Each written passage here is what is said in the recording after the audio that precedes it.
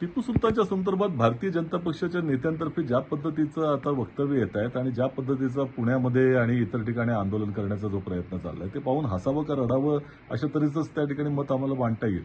याचं कारण असं की भारतीय जनता पक्षाच्या नेत्यांना टिपू सुलतानबद्दल प्रचंड प्रेम होते एकेकाळी.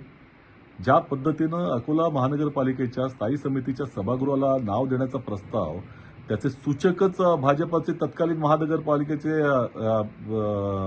पक्षाचे अध्यक्ष होते, तत्कालीन माजी महापौर होते.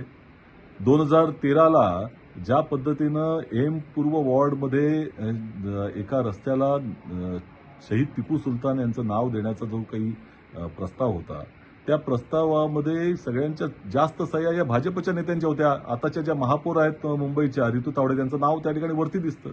2001 साली गोपाळ शेट्टी यांच्या नेतृत्वाखाली अनेक नगरसेवकांनी दुसऱ्या रस्त्यासाठी नामकरणाच्या संदर्भामध्ये अनुमोदन दिलं होतं.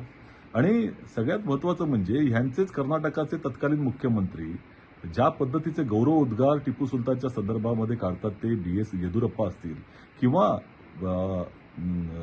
पूर्व राष्ट्रपती रामनाथ कोविंद असतील, यांनी ज्या पद्धतीनं कर्नाटकाच्या विधानसभेमध्ये गौरव उद्गार काढले, तर आता यांचं मत बदलण्याचं कारण काय? केवळ ध्रुवीकरणाचं विकृत राजकारण करायचं हाच त्याचा अजेंडा आहे. आणि त्यामुळे या विकृत राजकारणाला थारा महाराष्ट्रामध्ये कोणीही देणार नाही. आणि सगळ्यात महत्त्वाचं म्हणजे भाजप नेत्यांनी कान उघडून ऐकावं.